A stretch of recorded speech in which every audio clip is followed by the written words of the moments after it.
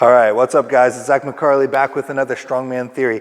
So last time we talked about event training splits, and in specific, we spoke about the every weekend training or event training split.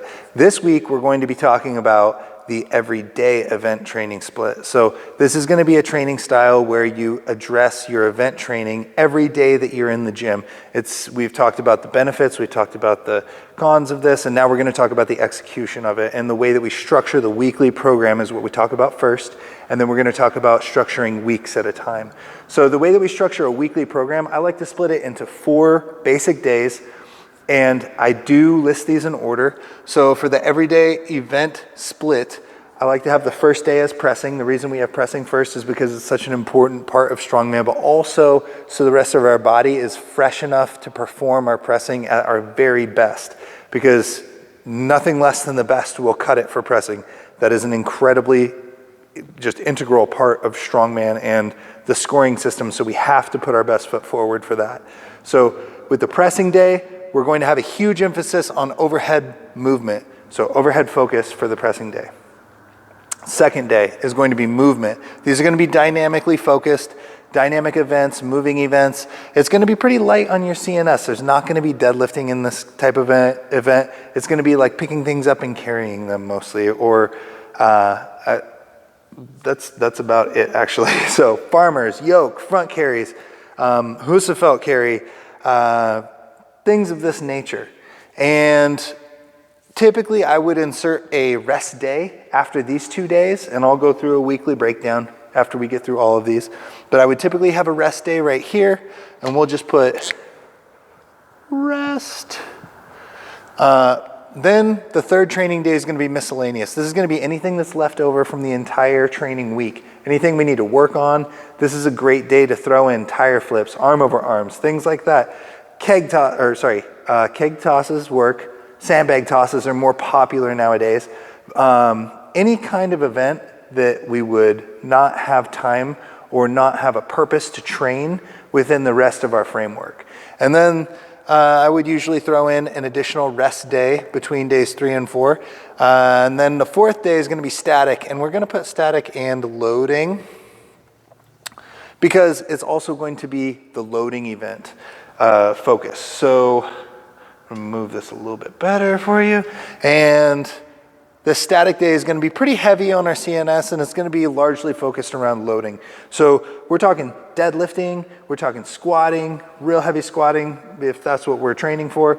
We're talking stone loading, sandbag loading. We're talking these type of movements, static and loading.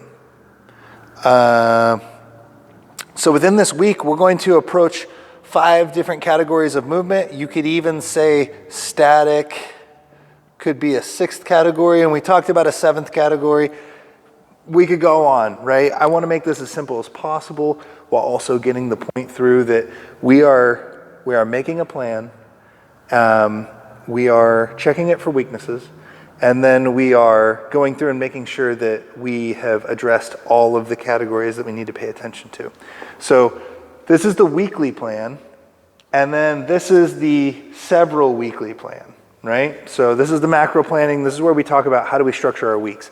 The same rules apply with the events. We can't train the same event week in, week out. Yoke, no way. That's going to destroy our body. Farmers, no, it'll destroy you. Like stone loading, Husafelt carry, all of those, no. The only event that you can train consistently week to week is pressing type events, and that includes the log, the axle, the dumbbell, things of this nature. Viking press is cool too. Keg clean and press. So a good rule of thumb, pressing events can be done once a week. All other events are once every 2 weeks. So that's very important to understand, okay? So how do we make a plan with that, right? How do you even do that? What we do is we stagger our weeks. We like to stagger our weeks into odd and even weeks. And the way that I structure that is I make a little grid. I have my training day, and then I have my odd week and my focus for that day. I haven't listed accessories. And then I have the even week and my focus for that day.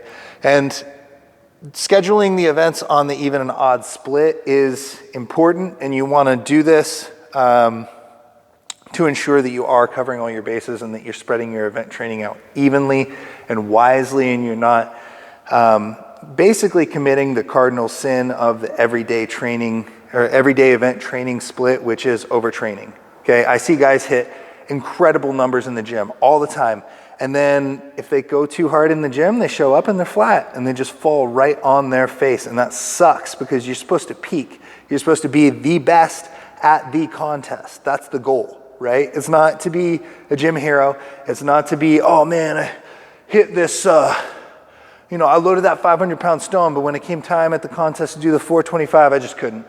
Just had them. I just couldn't. I ripped my hamstring. Well, like maybe you should have rested a little bit more. Like planning. Don't overtrain. Anyway, so the way that I've structured this one is we have the training days, we have the pressing, the movement, the miscellaneous, the static, and in the odds week or weeks 1, 3, 5, 7, etc., we have the pressing and we have dumbbell marked down for that one.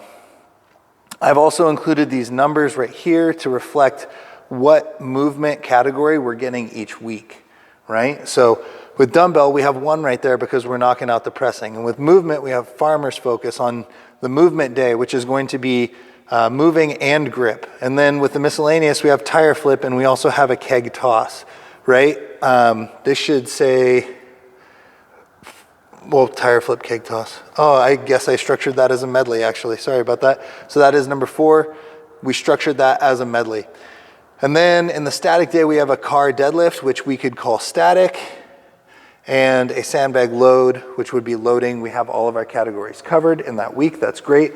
Now we find the even week filled with other events, except for right here. We could put the same movements right here if we wanted. The rest of this has to be different, okay? So for the pressing in this week, we have log and axle. Nice. We have our pressing, and I included the medley right there. For movement, we have a yoke focus, and that's going to be our moving. For miscellaneous day, we have arm over arm, which is going to take care of our grip for that week. And then for the static day, we have the axle deadlift, which again, we just listed as the static category right here. And then we have the keg load, which takes care of the loading portion. Something important to note, and this is like a huge takeaway from the entire video. So know that these can be replaced by individual events, okay? Pressing is that should be log, right? And then boom, log, boom. Now we're getting ready for the log. That's a contest, or getting ready for the prep. So you literally write them out like this and make sure that you're training. And then say that you have, say that you have a weak farmer's pick or something. And we're going to get into this at another time, but say you have a weak farmer's pick. We're going to change the axle deadlift on the off week to a trap bar deadlift, right? We're going to change that to augment our event, okay? Because what we need is to make sure that whatever these are listed, whatever is listed right here are the events that we're choosing. It's not just a movement category, right? Typically, we're training for a specific event, and you're going to mark your events down right here, and then you're going to insert them into this. So I hope I didn't lose people right there at the end. I kind of jumped around a little bit. I got a little excited. I really like to talk about this stuff, if you couldn't tell. Next week, we're going to be talking about assessing weaknesses within your current, we'll say your current form. Assessing your own weaknesses. If you guys have other topics you want to hear me talk about, please let me know. And as always, please thumbs up, share, all that shit. And thank you so much for watching. I hope that it's been informative, and I hope you guys tune in for the next one. So thank you again.